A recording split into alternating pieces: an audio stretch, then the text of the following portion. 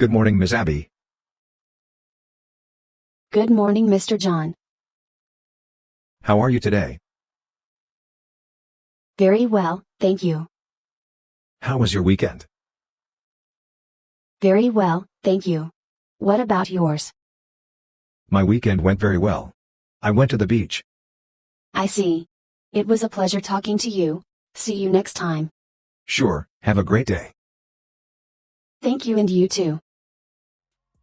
Abby is not now actually concluding the conversation, thank you, but she is also adding you too. When John says have a great day, Abby says thank you and you too.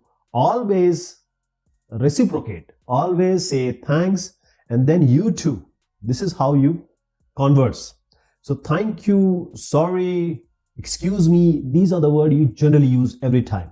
So thank you is used to express the gratitude when someone does something for you or gives you what you want or anything which makes you happy and feel good.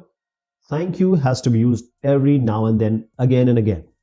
But if you say thanks, this is also good. But this is an informal way because thank you is a polite way. I'll tell you how you can make this thank you more polite. So there are other ways to say thank you.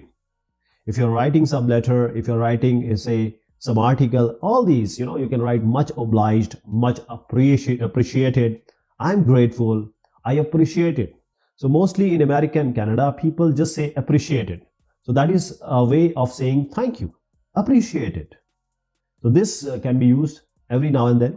I owe you one. Now this may be some tricky, you cannot speak it all the time. Thank you very much and thank you so much. These two are the key. Rather than saying thank you, just say thank you so much or thank you very much.